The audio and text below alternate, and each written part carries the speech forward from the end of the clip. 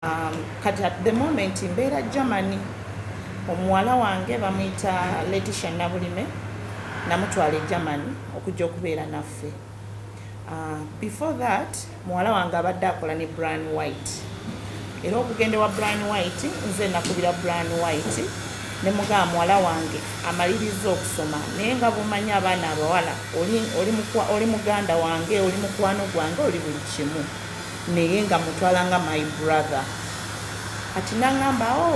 yamaliriza okusoma nti yes naye mbadde nsaba omumpeere ku mulimu agira abaako byakola abaana abawala babeera bamuvinga nga nange bwe neetegeka okusobola omuleeta e Germany. Nangamba okay mpereza ku bifaananyi bye ne muweereza ebifaananyi. Nangamba okay kati ku ssaawa eno nkubira Ssekamatta agenda amukole ki amunone amuleete ebusujju mu foundation. Ne mugamba okay nangamba tegeeza muwalawo kati ne mutegeeza. Nangamba mami kaneetegeke ngende thank you so much. Ne mugamba nange weeyise bulungi kola emirimu gyo kubanga nkumanyi oli muwala ali confident. Nangamba okay kati naagenda mu foundation nenjogera ne Brian White nangamba omwana mufunye ne bakola omwana yakolayo emyezi esatu bwemba siri mistaken gyali myezi 4 mu 3 awo. Kati Brian White omwaka gwa 2019 Brian White nankubira essimu immediately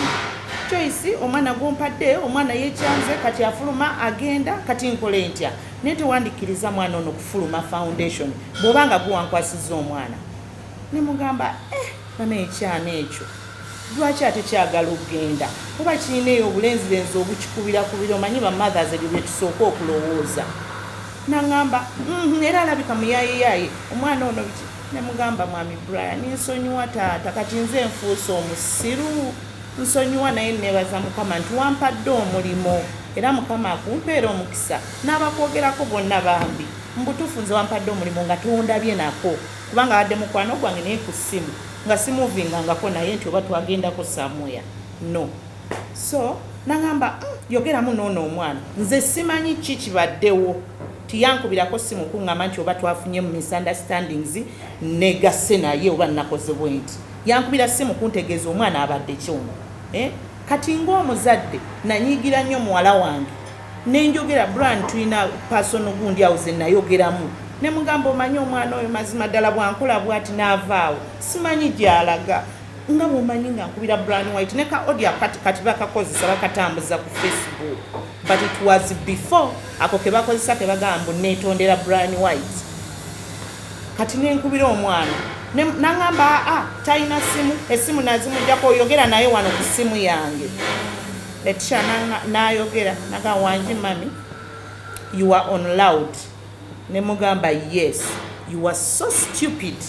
okubeera nti nkufunidde omulimu naye otandise okwekola ebyo ebintu by'ekisiru bawala akyaba bakulimbalimba oba olina ebigurupu nvuma omwana ng'omwana asiise bwatyo bwakola. Nengamba kyana gwe toyina mpisa omwana gwenkuzizza gwemmanyire tisha weefudde lwaki abaana be bakulanga mukyuka. Ne mugamba ne mwana gwe genda obonebone olaba ova mu mulimu ogwo gwe babadde bagenda okuwa emitwalo 8 ogende togenda kukolera kati bino bikuweereza mmere bakuwe 10,000 nanga nze nga simanyi. Brian White nangamba Joyce tokkiriza mwana ono kuva mu foundation. Ne mugamba no Brian White so akwesiba ku mwana oyo musiru nze kennyini nabonaabona we namuzalira tisaali mugagga sayina wadde ssente namuzalira n'eyo mu kyalo so bw'aba ayagala okutestinga ku life yensi let her go. Nagamba no Brian White ng'alemerako nze simanyi. Nengamba Brian White you know what leave that girl and Madam Joyce stand on your feet you are the mother. Omwana munkwase fule tajja kufuluma foundation yenu. Omwana nangamba mami ndeka ngende nayogera n'okwogera obadde ondabirira nenekanga nengamba inna lillahi wa inna lillahi raji'un oyogedde ekyekigambo nze omukyala nakaaba amaziga nga sitegeera story kikweri okitegeera Brand White nangamba Madam Joyce nawe tolinga mother omwana akuvuma atya bwatyo nakuddamu bwatyo nokkiriza omwana amaliga ge nemugamba nkubuulire nze bwe nalinga ntandika okukola ssente zange nazikola bwomu era nze nenoonyezanga emirimu neŋŋamba nti kaŋŋende wali nsaba omulimu bwe banagumpa nkole kati muleke agende leave her, let her go saagaana kuddamu muwulira. Brand White nangamba sigenda muleka kugenda kamuteeke mu mmotoka Sekamata amuvuga amuzze gye yamujja konze weebale nnyo taata munange weebale nnyo bw'onookola ekyo kubanga Brand White nangamba nyinza omuleka n'afuluma foundation ekizibu ne kimutuukirako wali kati gw'ogenda kunkola ki tokwogera nange ku bintu biri bye yayogera nampeereza email zange nziina nja kuzinoonya mu email zange nampandiikira tiyankubira Mami, I'm very sorry. Nayogedde bino byonna nabadde mu kutya, but there is something I want to tell you. Ne mugamba oba oyagala okwogera nenze kati sikyalina budde bwo ndimu obunyiivu buli letishadamu andika message Mami, I want to talk to you. It's very serious. Wakati yaddayo yagenda wa Uncle Nashif amuyita Uncle Nashif naye abeera mutabani wange senga wange yamuzaala nagendeyo nabeereyo kati Nashifu nankubira esimu nangamba omanyi mami yogerako oko ne Letisha nga ne Nashifu tambulira nti omwana alabika ali ali lubuto neŋŋamba okay kanjogereko naye nankubira nangamba mami ekyabaawo mu foundation ya Brand White yankozesa nemugamba olabye nakusindika genda kukola saakusindika genda kwagala musajja kati mwe bwe muwulira ssente ne mulabanga kagabagaba ku busente nga mutandika okupaala kyanagonziso nswazizza nnyo nga mami listen saayagadde musajja ono nga mweyagalidde neŋŋamba tandika okunnimba mpulire nga bw'omanyi nga simu trustingako wadde olw'essimu ya Brand White eyasooka naŋŋamba mami Brand White yatukoledde pati bw'atukolera pati nga foundation naleeta emyenge gye naleeta endongo ne tuzina ne tunywa nze nali nnywa kooko n'abawala abalala naye waliwo abaali banywa omwenge naye nga tuvaawo ne tugenda ne tukola ki ne tuzina nga bwenzira bwe nnywa naye bwe nanywa nga ntandika okuwulira not steady ne mugamba naŋŋamba ye mami bwekyali ne mugamba okay kati bwe wamala okunywa kogwe nti kogende obeere naye naŋŋamba mami listen ne mugamba go ahead naŋŋamba bwe twamala ffe bali nga bali drugged be bateeramu oba mwenge nze yaŋŋamba simanyi kye baateekamu oba bateeramu drug oba mwenge naye nze nga nanywanga kooko ne mugamba okay kati gwe toyawula mwenge na kooko oba towulira byonywa nti mu kooko mulimu omwenge mwe baana mmwe kati ab'ennaku zino mumanyi emyenge okiraba sijjaga nti obadde ogunywa nkulaba naye mwe gye mutambulira eyo muvuma nga ŋŋamba mami bw'oba oyagala amazima wuliriza Brand White bwe yamala otudraginga n'atukozesa kirindi omutima gwange ne gutandika okubeera ng'ogukola ki group sex ye yaŋŋamba ekyo kirindi era kyekyo ki group sex naye nga tebali mu nomo senses zaabwe konze Letisha wali ofudde ng'ofiiridde ddala nga weebakidde ddala oba walimu akawulira naŋŋamba mami I was so helpless nga siina maanyi but I could see newe kyaggwa neebaka nazuukuka ndi mu buliri bwani ewa Brian ne mugamba Letisha ebintu byogera bituufu Letisha naŋŋamba mami ge mazima ne mugamba Letisha kankubire Brand White kati olwo olubuto lw'olina lwa myaka emeka lwa myezi emeka naŋŋamba I went last month nentestinga lulayika ndowooza lwali oba mwesatu oba sijjukira. Pardon? She was not 18 years? No, not yet. That was 2019 mu mwezi nga mwezi kulo mwezi kama asasire sikijjukira naye nga yakolayo emyezi 3 ku 4 naye yajjukira ajja kujjukira sijjukira bansonyiwe kakati naŋŋamba nti nagenda last time neneekebeza nga misinze periods zange ne mmanyola olubuto omuntu omwana aba misinze periods ziteekeddwa okuba mu myezi 2 oba 3 munange nga nkubira Brian White immediately olwava ku simu nga nkubira Brian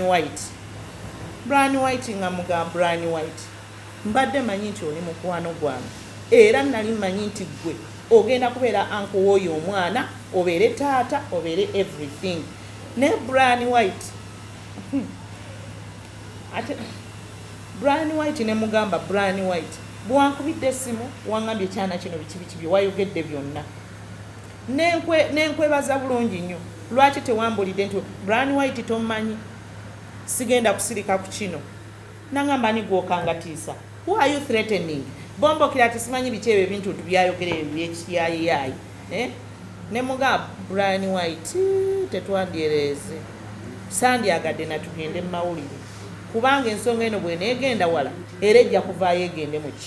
mu mawulire oli mukwano gwange kale kanneetwale nti wali onnyambye ompeeredde omwana wange tutuule twogere amazima wakwata muwala wakozesaako ku muwala wange mbalayirira nga ntya hakku mungu eyantonda Brian White yayogera naŋŋamba Joy nakozesezza muwala we kuka audio engeri gye yandikodinga atugireyo recording zonna kubanga ebbi yalikodinga awo ye same time gye yalikodi ateekodde okuba nga alina recordings ezo okitegeera nze nali sirina ku byakulikodinga nga simanyi nti bino byonna biyinza okubaawo Brian White naŋŋamba Joyce muwala wonna mukozesezza but we did that test pregnancy test neŋŋamba Brian White pregnancy test omuntu omukozesa Letitia olwagira leero enkya n'akaayana mbw afuluma foundation okola otya pregnancy test in just one day neŋŋamba owange kansooke nkole ki nsirike Brian White naŋŋamba nti kaakati nze abantu bangi bansibyekooko n'embuto n'abaana bikimpeeredde simanyi nayambako omwana omulenzi nga baŋŋamba nti wange ate neŋŋenda ku bidyeni simanyi nensanga ng'omwana si wange ne mugamba okay Brian White kyetugenda okukola nange nsobola okubelivingamu erudda but ekinkoze obulungi okkiriza nti wakozesezza ki muwala wange so mu Luganda bagamba emmesi gye bakwatira mu kituli yebenki enzibi kati ku ssaawa eno okkiriza olabirire omwana ono ŋŋenda kujja e Uganda nkusisinkane twogere nali mu Germany essimu zonna n'ezo recording ze batandise okufuula nali Germany nenzija wayitawo ebbanga nenzija nayisaawo ndowooza emyezi ng'ebiri oba 3 nenzija jjukire n'omwana olubuto olukoze eki lukula ngende wa Brian White wali ebuziga opposite Nyakairima asirikale baali bangi nga banzijjako ensawo yange banzijjako amasimu bansayiningisa mu kitabo ebitabo bya birina byasayiningisaamu abantu atucekinga amanya gange gyegali Brian White ngendawo okusooka nga mugamba Brian White olwo bamaze okunzikiriza bampadde akatebe mu galaji awo saayingira eri mu nnyumba alina ne cameras mu nnyumba ze ebintu byonna bye twayogera biteekeddwa okuba nga byonna kwebiri kakati nga mugamba nga nfukamira wansi nga mubuuza oli yavudde mu mukwano gwange yavudde mu brother wange nkitwala nti afuuse muko nfukamira wansi so arrogantly the guy just looked at me and said what do you want maze okudda ku ntebe wago ne mugamba Brian White bwe mbadde nzite neyanjudde nenkugamba yenze maama wa Letitia twayogera ku simu nenkugamba ngenda kujja twogere nze ekibadde kindeese wano mbadde njagala tulabe engeri gye tugenda okuyamba omwana ono aleme kuzaalira wano kubanga embeera wano nze sijja gisobola kubeera nga mumonitalinga ono mwana muto yeetaaga mbeere naye ko Brian White konze naye nyambaako bw'oba olina abasobola okufuna visa bagikole kinze nga sigisuubira gifuna mangu ago kuba ze nafunira bali nazo zantwalira obudde ebya visa mubimanyi ng'agamba I'll consult nja kubira someone ndabe kale ng'akyatambula ng'agenda nze no nga nange enfuluma nga ngende motoka yange yali outside the gate nga driver nga ninze nga nvuga nga ngenda nga yasooka naŋŋamba nti ojja kudda enkeera ng'obuusizaawo olunaku lumu after one day komawo. So you went with Letitia? At the first time nagenda nzekka nga nzirayo second time olwo nga kyenjagala twogerezeganyemu ng'omwana ono tannaba kubaawo tulabe manyi muntu ngendawo ogwokubiri ngendawo abasirikale nga baŋŋaana wennyabo tojja kulaba gundi oyo Brian White talinayo bano abambala bbulu ebibomboole bino ebya bbulu ng'aliwo n'abambala black plain nga bonna balina emmundu nze no nga ngamba omusajja omusebo yogera nga tonsongamu kimmundu ekyo bimanyi okutoloka amagundi agamaki amasasi ng'agamba this woman yesterday we were here and then you call him nga nkube amasimu mukubira ate yangambye nti komawo nkube esimu teriiko nga ngamba kambeere wano kuba nina omulinda nina week says biri nzire Germany nga nkola ki nga mbeerawo kati ndowooza yategeera eri n'agamba mumuleke oyo omukazi akole ki simanyi kyeyabagana ne banzikiriza nenkola ki nennyingira bwe nzirayo kuyingira nga nfukamira wansi nga mbuuza Brian White nga nziramu ntuula ku ntebe Brian White yaŋŋamba nabadde ndi kyali bize kyekigambo kye yaŋŋamba mbadde nkyali bize naye nina gwe nnakubidde kati omanyi kyoba okola maama Letitia komawo yisawo ennaku bbiri okole ki odde taŋŋamba namukubira aŋŋamba yisawo ennaku bbiri odde neetikka Letitia nga mugaa kati gwe nnyabo yambala tugende ndowooza bw'anaakulabako awo binaabeera serious ng'agamba migwako akasajja tokamanyi kakuba empya ako kakubanga basitera nzeera amyaka akasajja kayinza otukuba ng'atandika ebyo ebiboozi bye nga mugaa Letitia kati nkole ki nze nagenzeyo tekankubye naga nze nja kubeera ne mugaa tuyingira aba waŋŋambye olubuto lwani lwa Brian olina kyokweka ko ye nedda mami for what let's go nga tugenda ogwokusatu nga tuyingira ngera batukkiriza kambanguyize kubanga abasirikale bantawanyanga nnyo nga tuyingira ng'alaba Letitia nga mugamba kati omwana omulaba olwo olubuto mwenjogerera luli myezi nga5 ng'agamba kakati tugenda kola tenamugaanidda nakugambye ekintu kimu Brian White kwata omwana ono tumutwale ne bw'okwata ku ssente n'okwata ssente n'ofuna visa kubanga visa wano ezisinga olina okubanga oteekamu ssente nnyingi nze ezange mbadde nzeefunya naye nga nteekinga time yange kati tewali time get some money n'omuntu gw'omanyi atugobere visa immediate ono omwana agende bw'anaazaalira wano onoowona amawulire nga nze mutaakiriza ekintu ekyo okiraba ne mugamba nti Brian White tukole ekintu naye nga bambi taŋŋambangako nti olubuto si lwange Brian White nga tayogerangako kigambo nti olubuto si lwange era ekyo saakiwulira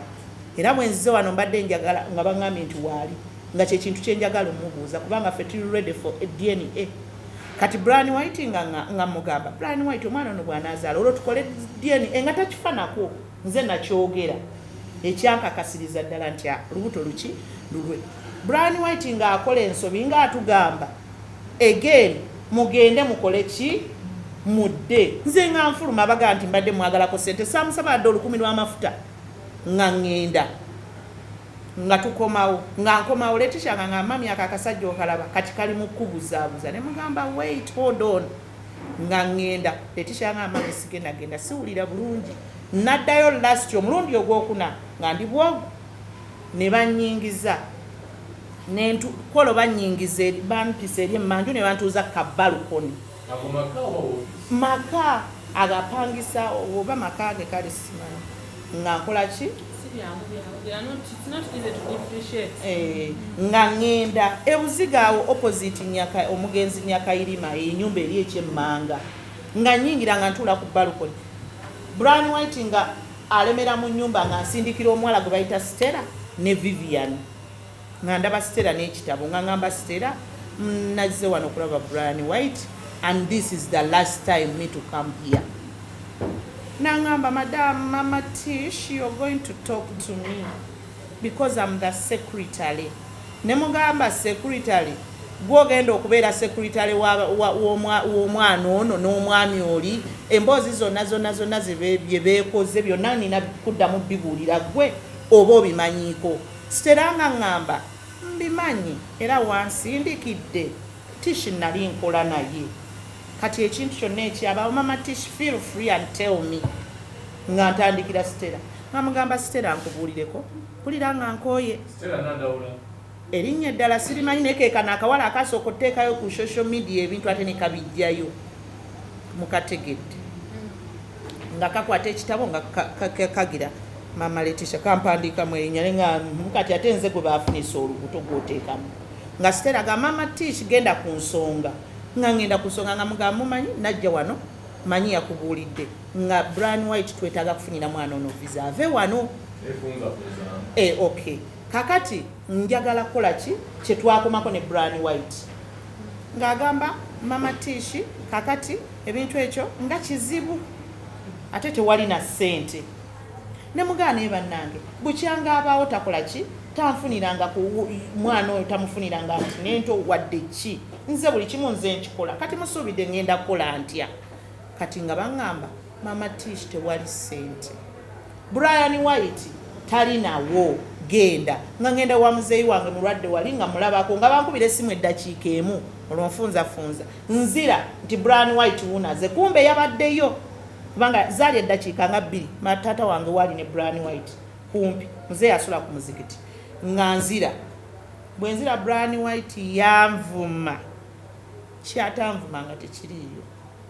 kikazibwe oli wano oyagala ssente tokkakana abana ebikazi bino ebikubi byebyeyo oli wano olinga ekikazi ekisirusiru kati kikyoyagala golowooza nze nga baviza nze manyi nentunulira Brian White ne mugaba Brian White kiki ekigenda mu maaso gwe wampisa ate ne mugaba Brian White kaŋŋende era nakwata bintu byange nenfuluma olw'okunvuma okwo yanvumira nno ddala mbisiza mu bufunzi yanvumira ddala nentambula nengenda ne mugamba inshallah Mungu akusaasire nenfuluma nengenda. Origin of this organization, because somewhere someone had asked how did we take that decision. Chair, we have requirements that any organization must fulfill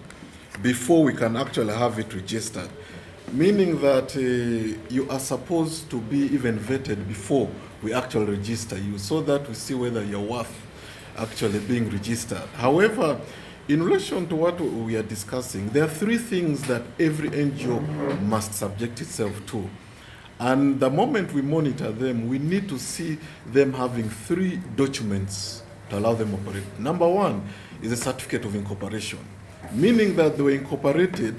and they became a legal entity, meaning that they gave birth to them. I came into existence before I even went to get a driving permit, national ID and everything. So that's the first step for every NGO, which according to the file, they had fulfilled. They have a certificate of incorporation. So they had already passed the first yardstick. The second one, they are then supposed to get a certificate of registration, meaning they're supposed to be entered onto our register, but subject to fulfilling some conditions. Now, some of them is that we want the line ministry under which they say their objectives fall, to recommend them. And if you look at the objectives which the board chair read, they actually fall within Minister of Gender. And on our file here, we have a proper recommendation from Minister of Gender, meaning Minister of Gender did all its due diligence there and recommended them to us. Now, in addition to that, the security has to also vet them. And if you look at our record here, we have the DISO of Kampala Central, the division that is actually clearing them. Now, that gives the Bureau confidence that much as you did not know about this entity, your key stakeholders have cleared them, and that's where we derive our confidence from. And on that basis, we cleared them and had them registered. Then we also gave them a permit to operate. But ever since we gave them the permit, we have never had any interaction to also know actually so many, because they have never yet come back to either have it renewed or anything. And Chair, because there are no reports, and also we should also take note that I may have the passion to register an NGO now, but from the date I register, there is no guarantee that immediately I'm going to start operating the next day. I may struggle to look for funding, write proposals here and there and what. So for us, there's always that window, the 1 year, give someone to fully set up themselves. And which really, this is what they were actually undergoing. And for us, the fact that they did not validate There are those that don't even kick off. For us, actually, our presumption was maybe these ones did not actually kick off after this. But, Honorable Chair, this organization has all the clearance from Kampala City Authority. They gave us all the clearance. But one thing I wanted to also touch on is that, which I had stopped on, no one came and complained to the NGO Bureau, not even the staff. Because we have a complete management system. I personally chair that committee. That anyone who has a problem complains to us. Then we summon the parties. And as we summon the parties, it even gives us even now an opportunity to go into depth to actually understand this organization better. Because I've just been giving you the figures of so many organizations out there. But the fact that these people did not come to us and we do not know what authorities they went to, that's what the first issue. But now that it has come to our attention, the first commitment I can start by giving is that immediately after this becomes a special case of investigation, immediately. We shall not just walk out of here and say, okay, that was, because they appear on our record. Number one, they are not supposed to be out there because they did not validate. So a team has to go immediately to this officer and say, are these people here? Which should have been done by the authorities within there to say that you people, we are not seeing you on this list. Why are your offices open? We posted there. The purpose of posting is that you don't have to come to our office to look for that list. Even on your phone, you'll open it and just look at that list. So, and in addition to that, this organization, even go on the ground, the first thing we start with are their structures. That ever since they came and registered with us, did they put the relevance? Because according to their memorandum and articles of association here, they are supposed to have a general assembly, meaning after registering with us, they should have opened a register of their members, put all the members there, call an AGM, then that AGM puts in place a board, the board then recruits all the staff. That means that there are so many things we have to establish, because we also, just as the chair stated, there are organizations that after we register, they do not undergo the processes I mentioned.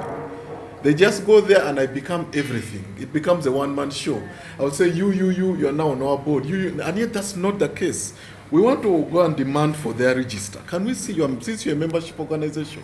can we see your register? Establish exactly. And can you tell us, do you have a board? How was this board put in place? Was it the General Assembly that put them there? So after this, I'm committing that we are going to actually undergo a very thorough investigation on this, and we shall also give you a report on this. And Chair, on the issue of why we were not operating, because we should have been essential, we were not put in that category of the essential services. So all of us, you see, it's because of the easing that we're also now beginning to come out. But all of us were actually grounded because we are not actually in that category. But, and Chair, also the other issues that are there is that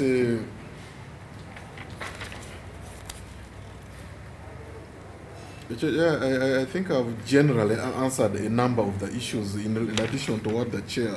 had really stated. So I have given you why we actually registered, why we carried out a validation exercise, and even let no one come and lie to you that after that exercise we shut them out and made it impossible to come. We even gave them a window so that if you say I had a challenge, come on board. So in conclusion, Chair,